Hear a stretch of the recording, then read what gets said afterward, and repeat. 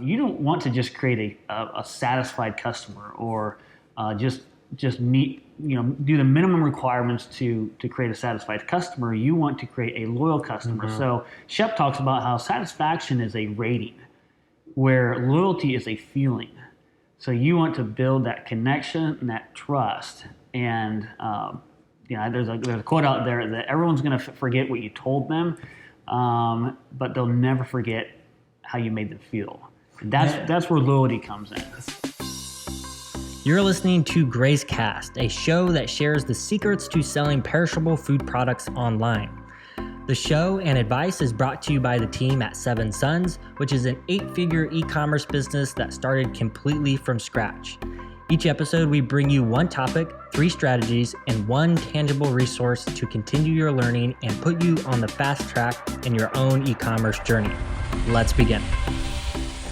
Hello, everyone, and welcome to the inaugural episode of GrazeCast. My name is Brooks Hitsfield with Seven Sons and GrazeCart, and I'm here with my brother Blaine. Blaine, say hi to the audience. Are you excited for the first episode? Yes, we are. We're just kind of jumping right in here. So this is for those of you who've followed us for a while. Maybe you've taken one of our online courses. Maybe you've supported us through the GrazeCart e-commerce and website software. But first, before we get into the topic of today, I thought it would be good for us to maybe have a discussion for people who might be watching this for the first time, you're not really aware of Seven Sons and GrazeCart, to give a little bit of background about who we are and why anyone who's listening to this episode might want to listen to us. So thinking a good way to maybe handle this would maybe if we just treat this like an interview and I go ahead and ask you a few questions about the farm, kind of how things started, and we can get into our role. So, Sure.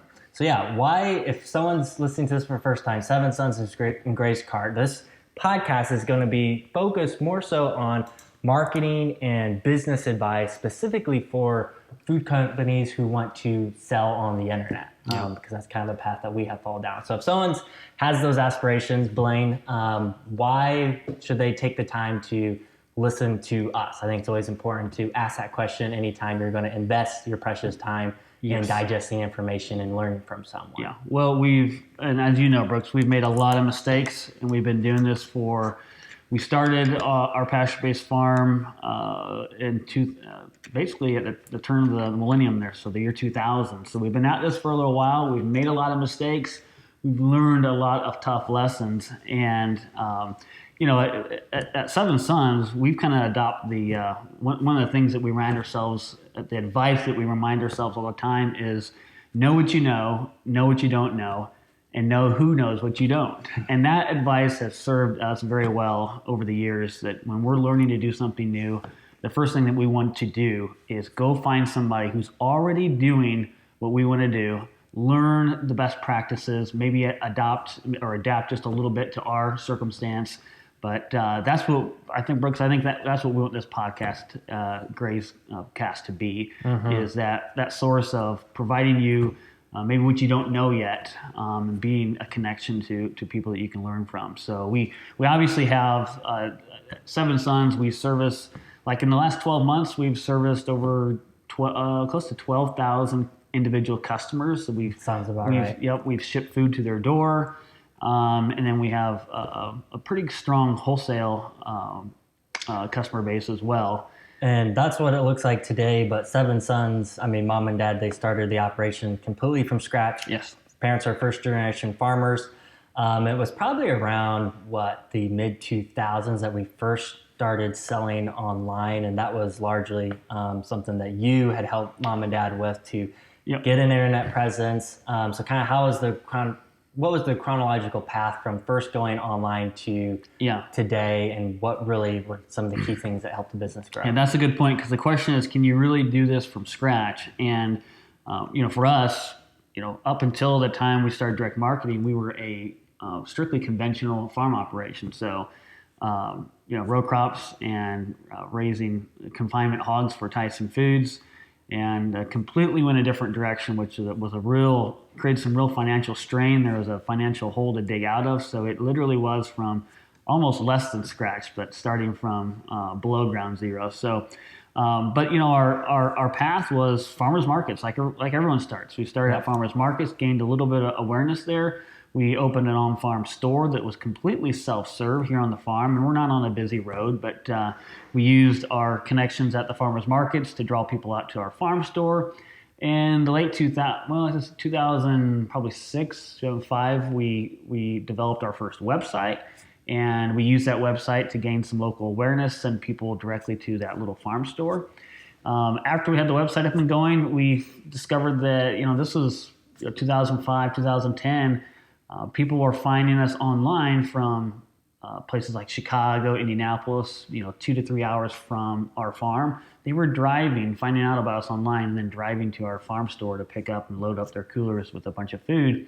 And so that initially inspired the idea of setting up buying clubs or pickup locations in these different cities. So we eventually started our first route, our first 3 buying clubs. I think the first one was in Indianapolis. The rest were in northwest Indiana. But that grew from 3 buying clubs to, I think at our peak, we had close to 50 buying club pickup locations 55. all around Chicago, Indianapolis, kind of within a 3 to 4 mile radius, 300 to 400 mile radius of our farm. We set up pickup locations where customers order online, and we had a set schedule that we delivered to. And that really put legs on our business. And in the last 3 years, we started to start home delivery and shipping programs. And since then, really since March, we have migrated, since March of this year, 2020, we've migrated all of our business and customers to shipping and home delivery. So we wanted to share part of that story just to, share with you guys that this, we can paint a picture of what the business looks like today, but this really did start out completely from scratch. We've followed a lot of the same, headaches I think a lot of folks in the industry has over the years. And we've pursued a lot of the different sales channels that are popular. So on top of the buying clubs, we're now shipping our frozen meat products through UPS and FedEx with the home delivery. But we also have had pursued wholesale business with restaurants and retailers. So quite a few different aspects of the direct marketing journey that we are still pursuing today. So this show, though, is going to be, we've talked about doing a podcast for quite a while. So the framework of the show, what we want to do is just really take the lessons that we've learned and advice that have served us well to hopefully trim some time off of your learning curve if you're listening to this. So a good framework to do that for the show, what we're going to do is just come to the discussion with one topic. And then we're going to, both Blaine and I are going to share our top 3 strategies or pieces of advice related to that topic, see how much overlap there is. And then we'll try to end it with leaving you guys with some recommended resource or possibly extended training that you might want to look into further related to the topic. So today's topic is going to be about the top 3 retention strategies that you should be focusing on that have served us well from our experience. So both Blaine and I have written down 3 different pieces of advice related to retention marketing. So you asked me for my advice, and then so we haven't discussed our answers. I don't know what Blaine's answers are going to be to this. So this is going to be fun to see how much overlap there is, if there is any. And maybe at the end we'll just ask for engagement to see who do you think had the better strategies that are more applicable to the stage that you're in. So we make a little bit of a competition out of it. But I'll go ahead and let you go first. What is number 1 on your list as far as strategies that you thought about that stood out to you?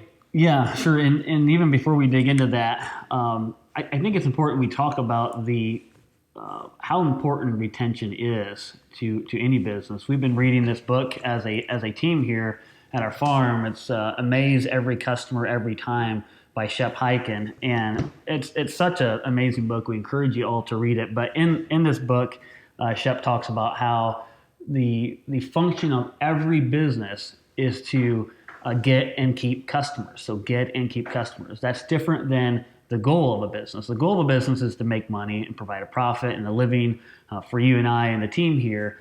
But we can't confuse the goal with the function. The function is always to get and keep customers. And as if you've been in direct marketing for long, you know how difficult it can be to get customers, to find new customers. That's the expensive part.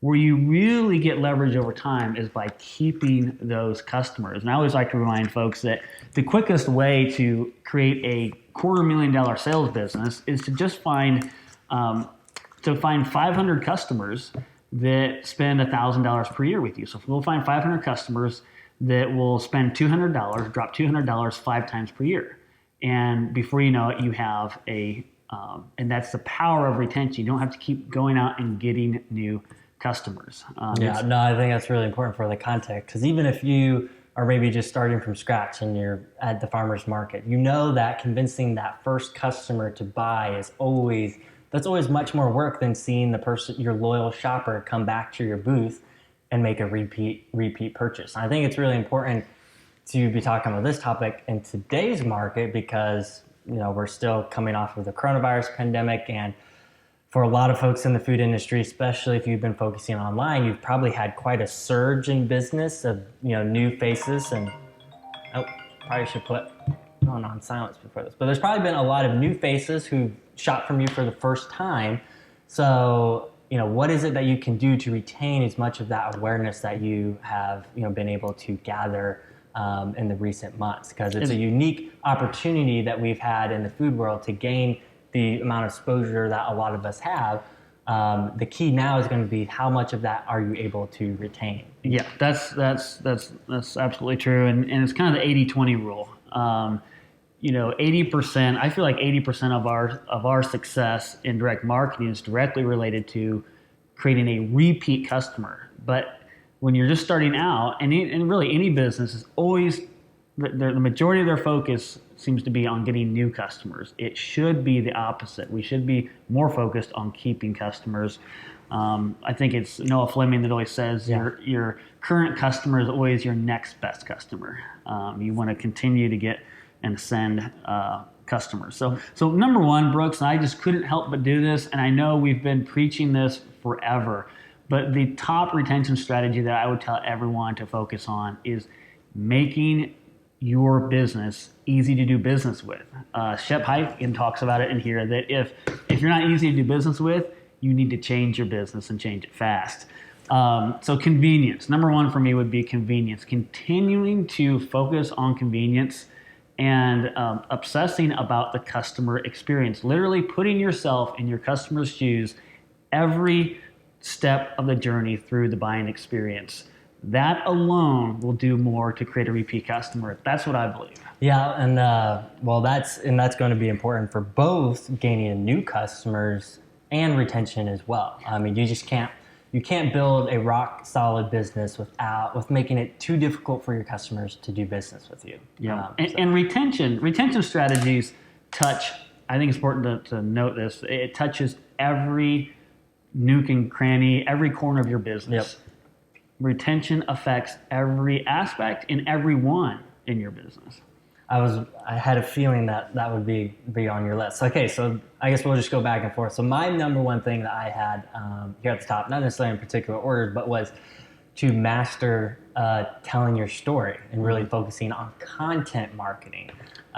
So this is something that both plays with acquiring initial customers, but also builds retention into your business. But the stronger you can invest in building a relationship with your customer, reminding them why is it that they're doing business with you, and continue to build that connection is going to inspire them to come back. So it's really easy to think about once you've acquired that customer that the work is done, they're on the wagon, but they can fall off just as easily. So if you're not constantly reminding your customers, what is it you do that's different than, the other options that they have available to them, reminding them what's at stake if they're to go purchase your products from someone else, and what makes you different is just going to continue to build that ongoing connection. So, tactical ways to do this, we've relied a lot on video marketing over the years, just constantly, continuing to get behind the camera, show behind the scenes footage of the production operations, what's going into raising the livestock, and again, just what goes into building a high quality product and why they should care about it. That echoes a note I had made that it's important, and Shep talks about in this book, that we don't confuse customer satisfaction with the idea of loyalty. So repeat retention repetitive business has more to do with loyalty than satisfaction.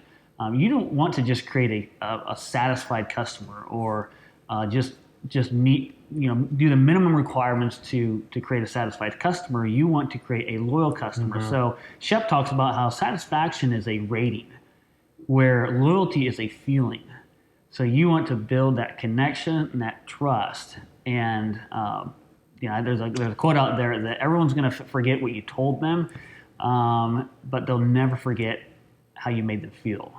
That's where loyalty comes in. Especially in our industry where people are looking to get away from, they want connection back to their food source and who's behind it. So the more you can tell your story, build that, be that face of your business to build that connection. You want your customers, when they show up at the farm store, when they see you at the farmer's market booth, you want them to, feel like they know you outside of just those, face-to-face conversations. Because as you continue to grow and scale, it gets more difficult to do. I mean, as you get more customers over time, it's harder to maintain that personal right. If you're not the one making the deliveries at the pickup location, or if you're not the one standing at the farmer's market and you've hired some staff from ground, how are you going to still build that connection and relationship individually with your customers? Well, while you say that, I've got to bring up the point from Shep Hyken here that it's impossible to have a customer-centric business if you don't have a people-centric business as a business owner. If you're staff and team members don't feel amazed by how you're leading the business and how you're treating them, that will directly affect how they treat their customers. So this is great.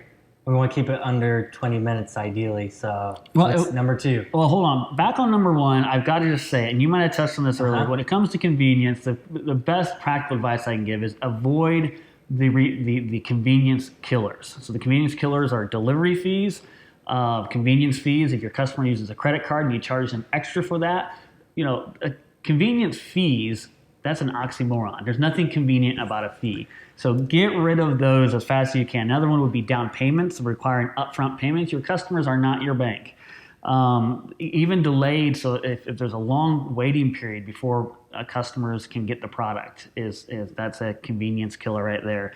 Not making your customer go drive somewhere to your processor or submit their cutting instructions to the processor. All those things are convenience killers. We did them at one time. Getting rid of those out of your business, it will make a big... You don't see anyone at scale doing any of those things that Blaine just mentioned. If you do the research, you always in business want to look at who's that business that's 10 steps or 100 steps ahead of me, where I want to be. What are they doing that's different than what I'm doing? And what are they not doing? Exactly. So if you do the research and you look at those, basically all those things Blaine mentioned, the people at the top, they're not doing them. Well, the great thing about local farms and regional farms is it's built into our business that we have an authentic story. We can raise a quality product, but we can't stop there.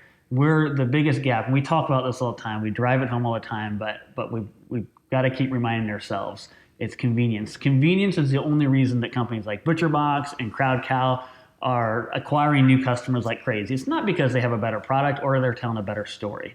It's quite the contrary. It's because they have filled that convenience gap that too many of us farms, we've been focused on our own convenience as a farm. What's the most convenient way for me to get that product to the customer?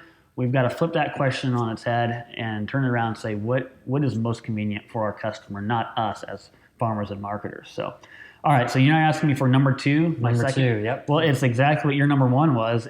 And I've called it the follow-up experience. So what happens after you've gained that customer? Again, we're talking about retention. Retention starts at the first moment a customer finds out about you and creates a purchase. So, something that we do, Brooks, is that just even as soon as the confirmation email after they place an order online, we're sending them an email and we're affirming their purchase. Okay, what's common when you make, especially when you're buying online, you can be impulsive, and so you don't want a customer to feel like they were impulsive and have buyer's remorse. You want to affirm their purchase. So I know in our email wording, we thank them for their purchase, remind them of why they made that purchase, and then we're constantly focused on creating moments of magic. I know you've talked about this probably in previous videos, but in the very first box that a customer gets from us, talk about what we do, what we put in that box.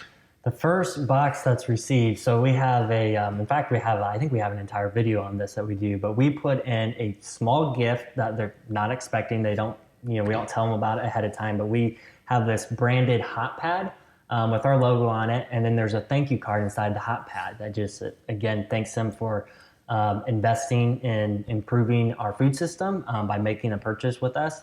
And then it's hand signed by one of the 7 brothers. So 7 sons, there's actually 7 brothers involved. And every single week we're hand signing these thank you cards that the customer gets inside of that first purchase. It's funny how often you see those hot pads end up in Instagram stories, people resharing their unboxing videos, because again, it's just something to create a magical moment. What you got to do is just think about, what does your customer expect, on a contact point, and then just add something small in there that they're not expecting, that takes it a little bit above what that average. So you always want to be just a little above average. So that's your standard. Always be above average, but then sprinkle in these moments of magic that just make customers feel. Shep talks about in his book. You don't have to go over the top. Just something cheap. The hot pad, we buy them in bulk. They're and signing the cards, it's not that hard for us to do. We just make it consistently part of our routine, and it's just funny how you can see people really appreciate that through the feedback that we get from the customers. So then our marketing guru, Chad, who's on the team with us, he has created this awesome email follow-up workflow that literally follows up with the customer from the moment they become a first-time buyer. They get a sequence of close to 30 plus emails over the next 30 weeks that are really about nurturing that customer and building, like Brooks was talking about earlier, building that loyalty and building that feeling of confidence. They're not marketing emails. They're emails about our farm, about our people, about our philosophies. And really, they're a collection. These 30 emails that go out in those first 30 weeks, those are a collection of emails that we've written in the past. Some of the best emails that we've gotten the best response from. We literally, we resurrect those emails, because once they've gone out, you want to reuse that content. Building content is a lot of work. So as a brand new customer, they've never seen the past content that we've done. They never had to experience that. So we resurrect that in the form of an email workflow that's tailored just for them. And then part of the follow-up experience for us, and I think this is really important, is that our email workflow system keeps track. It knows. It talks to our e-commerce system, and it knows, hey, has it been over 3 months since a customer has purchased? And we will send a follow-up email asking them and reminding them that hey, there's a deadline coming up for ordering, and it's just a timely touch base. If we're ever going to put a marketing email out there asking for an order or presenting them with an opportunity for an order, we want to make sure it's not a week after they just placed their last order. So very relevant and kind of intelligent email workflow. And then plus, if someone hasn't ordered in over 6 months, part of our follow-up is to send an email and say, hey, we know at one time you made the decision to purchase from us for these reasons. You were passionate about it. And we know that it's been 6 months since you've reordered. We would love to know, is there anything that we can be doing better? That is one of the most valuable emails that we send out, because the response is what helps you make your business better and chisel down and figure out where are the weak points. What can you be doing better to amaze your customer every time? You're stealing my thunder. Oh, sorry. Okay, so that was number 2, the follow-up experience. Yep. Don't stop. This is great. Do not stop at the first time buying experience. Nurture that customer. Again, that's where your focus should be. Focus on taking care of customers. Ryan Dice, who's very well followed in the digital marketing world, he says that marketing is so much like dating. He uses this analogy of dating all the time. You go on that first date with your customer. It might be the first purchase or first interaction, but you have to continue to invest in the relationship. So that's what that follow-up experience is all about in order to maintain that strong relationship. So number 2 on my list that I had is basically, we've been talking about content marketing, building that relationship with your customer. So usually with content marketing, you lead with not necessarily not sales-led communication. It's really more of just telling your story and being transparent, helping build that relationship. And that inspires them to make that first initial purchase. But timely product promotions and giving your customers something to get excited about, especially those customers who they know why they're buying from you, and giving them a reason to come back and get excited about something new that you're doing, is a great way to kind of build new excitement into your business and kind of just revive anyone who's fallen off the wagon. So you see someone who's great at doing this is Apple, right? Every year they have their announcement event where they're announcing the keynote. The keynote where they announce, the newest and latest gadgets and products, the new iPhone that's released, and they get, people line up when the new iPhone's released outside of these Apple stores, and camp out overnight. So how do you build that type of excitement into your business with what it is that you're doing? So something that we do is we will have routine product promotions. We call them launches. About at least major one once a quarter or so, where we're either highlighting something new products that we're adding to our offering, or we've created new variety bundles or something like that we're offering at a discount. So it's something we build anticipation around. Customers get very excited about it, and once you get on a consistent frequency of having promotions on a set schedule, your customers are able to anticipate that coming up. They get in a sync and they know that they've got opportunities coming up, and it may not be even just a promotion. We may just be highlighting a brand new product, or for example, we're just starting to offer milk, so we're going through the launches in the areas that we're making that available. So the work that Apple goes to build all of that excitement, there's a lot of science that goes into doing that. So a resource in a book that we would highly recommend you look into would be Product Launch Formula, PLF, by Jeff Walker, where he walks through the whole science of what companies like Apple and others are doing in order to build all that excitement into a product promotion or product launch.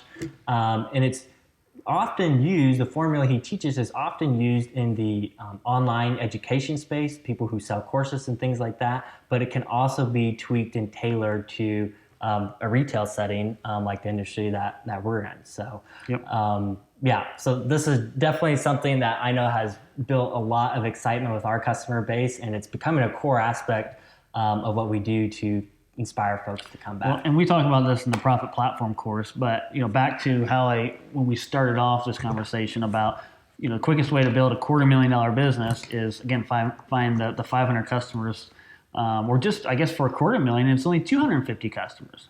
So think about that. Just find 250 customers willing to buy $1,000 per year from you. There you go. You've got your, and so, but how do you get them to buy 5 different times and spend $200? Well, come up with a cycle of highlighting different products of when they're available from you at different times of the year. And there you go. Now you're creating that sequency of them coming back and expecting to come back because they know that you're going to give them a good reason, an exciting reason to come back. So build your promotion calendar, or your highlight, what you're going to highlight throughout the year. Build that ahead of time each year. And think about it as you're just building a calendar to give your customers a reason to come back and do business with you. Yep. So. Awesome. Okay. You got number 3? Yeah, number 3 I've just called, for my first one was the convenience experience. My second one was the follow-up experience. My third tip here is create a sticky experience. So what can you do that makes your business more sticky than others? People just can't help but want to come back. And so a couple of things that we think about when it comes to creating a sticky business is the actual product offering that we have. What we've noticed is that our eggs create a sticky customer. It's something that people want to come back for again and again. They always use it. It's a staple product. Almost everyone uses eggs. And it's, it has a high perceived value for what you pay for it, the weight of that egg. And another one would be dairy products, and especially liquid milk. We've noticed that on the GrazeCart side, that some of our biggest farms and clients that use GrazeCart and most scaled have some form of a sticky product component to it, whether it's either dairy or eggs. So for us over the years, it's always been eggs. And we see this when we run out of eggs on the website and they're not available. The order volume goes down right with that. And as you have eggs available, you can watch the order volume go back up. So what are products that can make your business stickier? And again, I think dairy and eggs are a great example. Evaluating your product offering and selection is super important. I mean, probably everyone who's listening to this who has dairy or egg products as their flagship products know what you're talking about, how it creates that sticky customer. So if that's what you lead with, you do also need to balance that out, because a lot of times your sticky product, the high perishable products, produce, eggs, dairy, those are harder to build logistics infrastructures around because they're dense, lower value products. So if that is your flagship too, thinking about building a wing of higher value meat products that you can offer along with it, that's going to help you get to that customers spending $1,000 per year with you. So being able to lead with something, we've always called eggs our gateway drug. It's the thing that people have to continue to come back for. But then when they're coming back, what are other things that you can make available to get them to put in that basket? I had the opportunity to visit Whole Foods corporate headquarters, and that's one of the things that they talked about earlier this year, is that they have literally used organic milk as their gateway product. They just came out and said it. That has been our gateway product. It's how we built Whole Foods, because it brought in the right customer as well. Young moms that are looking to feed their young child, something for the first time, and they want the best milk, and that's how Whole Foods build their business. Again, gateway products, and they're sticky. They keep customers coming back in the door. So sticky products. Brooks, you already talked about launches. That makes our business sticky, as customers are always anticipating something new, something cool, something special. And the other thing about creating a sticky business, I think, is just creating more trust, building more trust than the next person or the next business. If you can create more trust than, say, ButcherBox or Crowd Cow, you're going to create a more loyal customer. That's all there is to it. Steph Hyken actually talks about it in his book. You want to create a demanding customer. What that means is not a whiny customer, but a customer that when they go somewhere else, they expect more from a competitor. When they don't get that, they come back to you, because you want to you want to give your competitors a feeling that it's unfair to have to compete with you. The level of satisfaction and the level of loyalty that you can create and trust. We've all had that experience when you see another competitor doing something so well, and it's like that's almost unfair to have to compete with that. That's what you want to be in your business. Yeah, so if you're a producer, that's your biggest unfair advantage. So play to it, because the larger brands who don't have a production story to tell, they can't recreate that. A true farm story. Okay. Exactly. Yeah. So that's my third, is sticky experience. So number 3 on my end was actually you touched on this on your second thing, but this is more tangible. But everyone should have, if you're in business, you should have a customer recovery campaign. Ooh, so that's good. Yeah. What you were talking about with what we're doing with our email marketing platform, how it talks to our e-commerce system. We know when's the last time our customers have purchased from us. We know exactly when someone's fallen off the wagon, so how long it has been since they purchased from us. So we have a email follow-up campaign in place. Once someone hasn't bought for the last 6 months, that email Blaine was talking about, we follow up with them. We ask them, hey, look, we remind them why they were buying from us, and then we just transparently ask for their feedback on, you haven't purchased in a long time. Is there anything we could have done different to earn your business? So it's just a transparent, very honest email, just asking for their feedback, because that's the goal of this campaign. Sure, it's great if you can inspire some people to purchase again, but how are you going to build loyalty into your business if you don't know why people are leaving in the first place? Yeah, I mean, you think about it, every one of your customers that left your business, if you want to know why they left your business, the where to go get that answer is the customer. Just always remember, all of your customers that aren't buying from you anymore, they know why they're not buying from you. Go ask, and ask in a humble way to get their feedback. And something about that email, Brooks, we don't ask them to fill out a form or a survey. We literally ask in the email, we just want to hear straight from you, hit reply. And it's amazing. Sometimes there's emails that, it's 2 pages long, and you get such valuable feedback. Literally, when we started doing that, it definitely changed the trajectory of our business. You learn why people aren't, Blaine talks about creating that stickiness. You learn why people are leaving. And we document all the feedback we get from our email. I think at this point we have like 55 pages on a Google Doc of people who replied to this email. And we truly are reading them. I think all the replies come to my inbox. So every week I have folks who are replying to that email. Incredibly insightful. And we changed some, when we first started doing this, we changed some fundamental things about our business based off of the feedback that we had learned. So yes, we have, an email marketing system in place that makes this very easy. It's automated.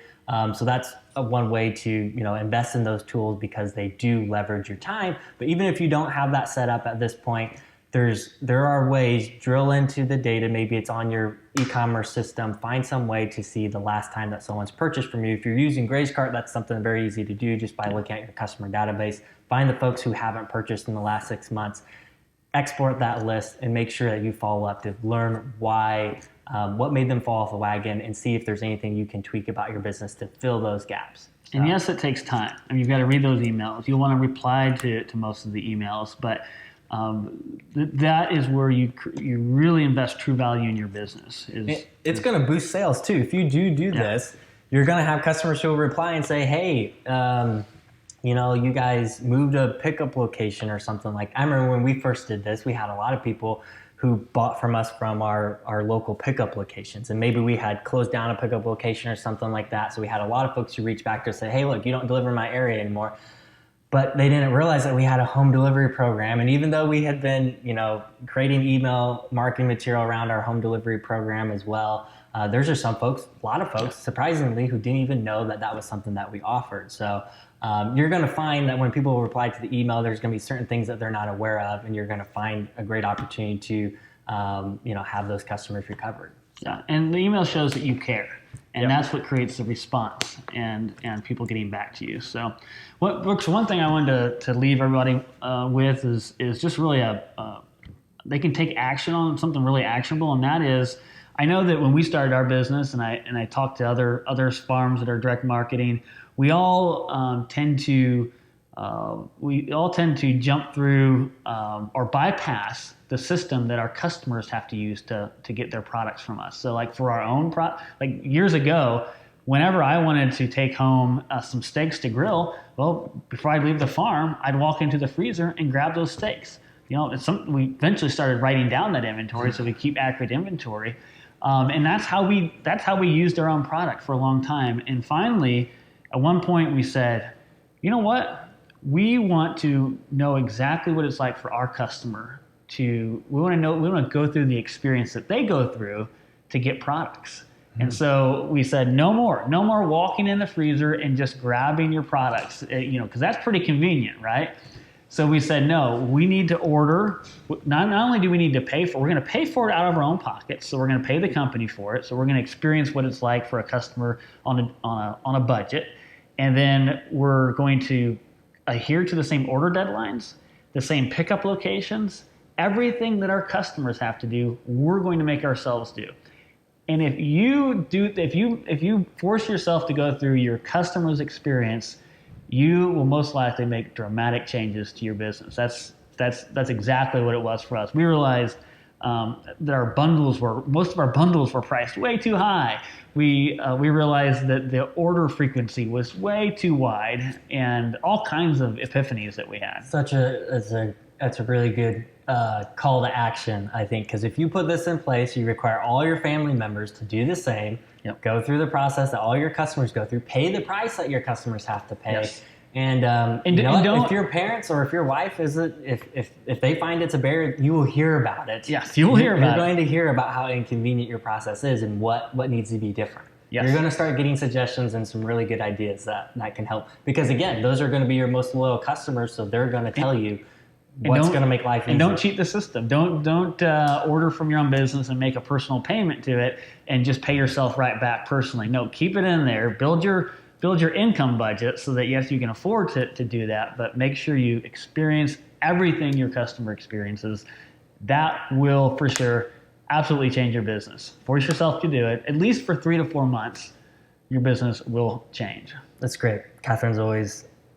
My wife's always giving me advice as to, you got to change that. Yeah. Because they have to go through the same ordering process. Yep. So, well, I think that's a great call to action to wrap this up. So, again, this was the inaugural episode for us. So we're thankful for any of you who got through it to the end. And what we're going to do is we'll probably keep this weekly. It's the goal? That's the goal. All right. Let us know wherever this gets posted, if there's a comment section below, What topic do you want to hear from us next?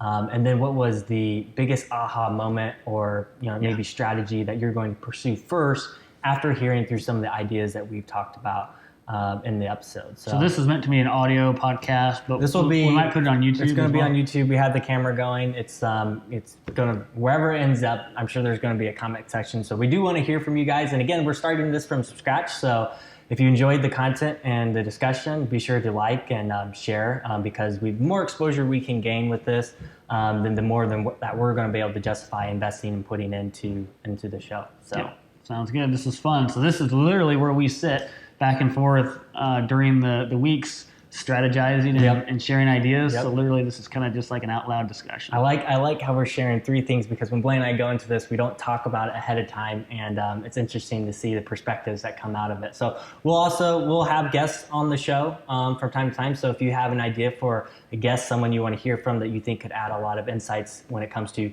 marketing and business in the food and farming world, share those suggestions as well. So we're excited to get this rolling. Cool. So, all right, this is fun. Thanks, everybody.